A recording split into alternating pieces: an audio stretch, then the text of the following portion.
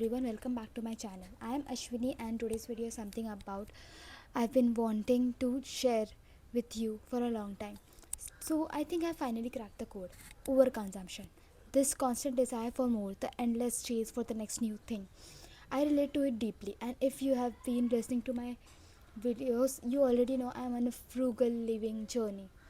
So, but here's the twist. This journey didn't make my life feel smaller or limited. It made me feel more luxurious, because real luxury, the kind that actually stays, has nothing to do with spending.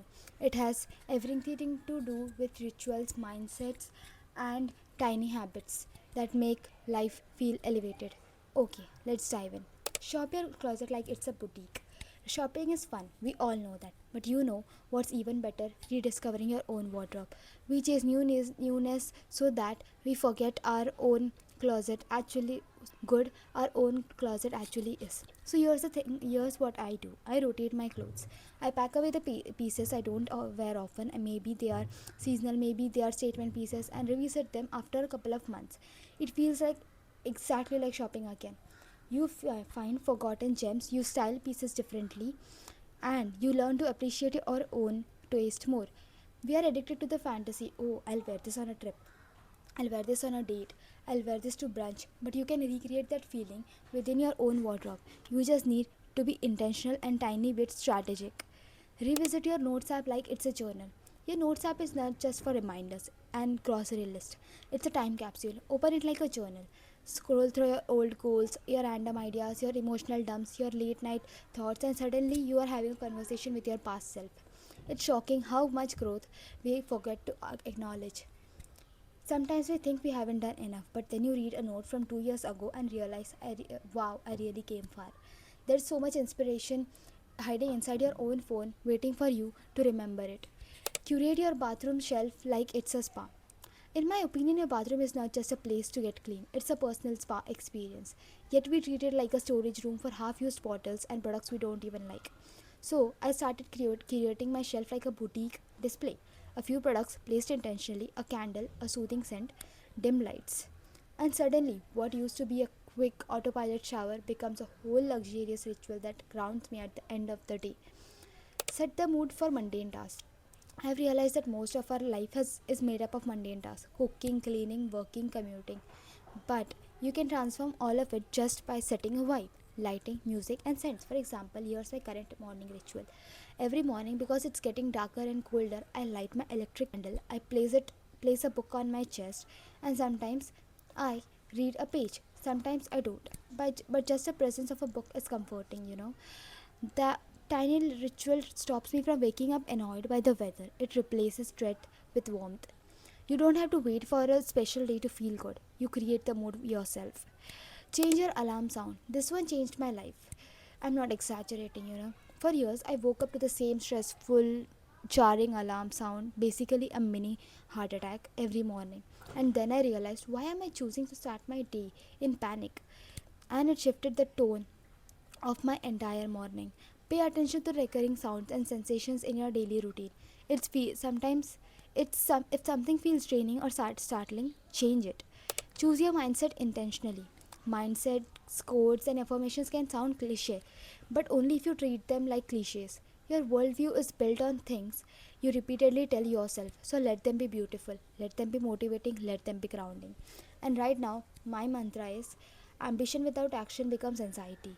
It's exactly what I need at this stage of my life. Maybe your reminder is to stay present, or to stop overthinking, or to be kinder to yourself. Choose something and let it guide you. Be ruthless about what you consume. Your environment is shaping your mind every second, both online and offline. So I unfollow accounts that drain me. I avoid content that makes me compare instead of grow, and I surround myself with things that uplift me. Books, travel souvenirs, photos of people I love. Your space mirrors your mental state. So curate it like your highest self lives there. Consume to create, not to escape. Before you scroll, ask yourself, am I here to be inspired, or am I here to avoid something? Most of us live through other people's on social media. We watch them travel, cook, accomplish, and for a moment it feels like we experienced it too. But we didn't. and you have been mood boarding, screenshotting, saving, and planning for months without taking action. Maybe it's time to shift from consuming to creating. Romanticize delayed gratification. Instant everything has ruined our patience. We see people online living our dream lives and we forget that we are not seeing the years behind it. Delayed gratification is a luxury now because it teaches growth, character, and appreciation. That waiting period, that's where the real transformation happens. Stop starting over, just adjust. So, this one is for my people, the ones who buy notebooks even though they haven't finished the old ones. We love the feeling of starting fresh, but most of the time it's just procrastination disguised as productivity.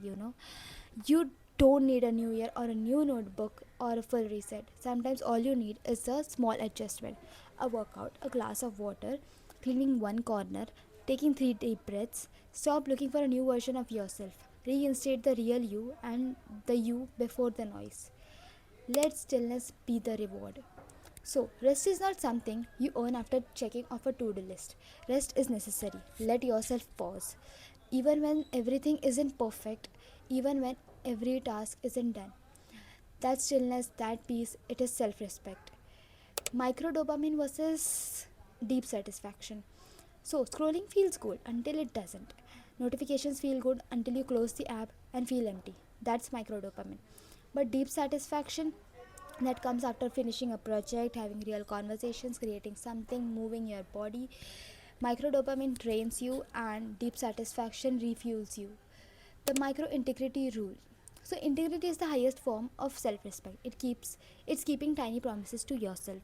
Getting up when you said you would, finishing something you started, showing up when no one is watching, and when you build a reputation with yourself, you stop needing validation from others and from the world. Forgive the versions of you that survived. You weren't always meant to thrive. Sometimes surviving was the only job, and you did that.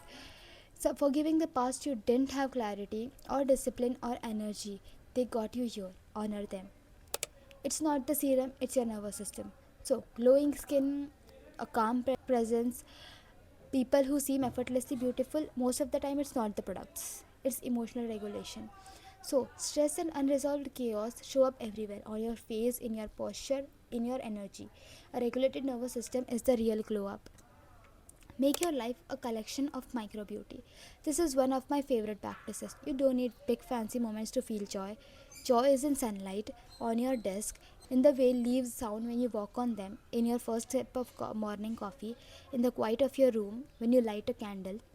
If you notice these moments, truly pay attention, your life becomes beautiful without buying anything. Stop waiting for life to be beautiful. Most people wait for things to be perfect before they allow themselves to feel good, but perfection never comes. Beauty is already here in the tiny moments, the tiny rituals, and the tiny choices. Luxury is a mindset, not a purchase. And finally, luxury is not money. It is not trends, it is not owning more. It's the feeling you create for yourself.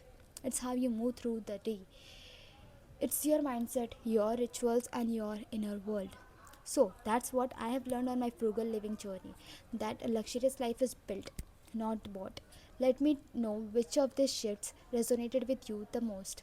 As always, thank you for spending this time with me. I am Ashwini, and I'll see you in the next video.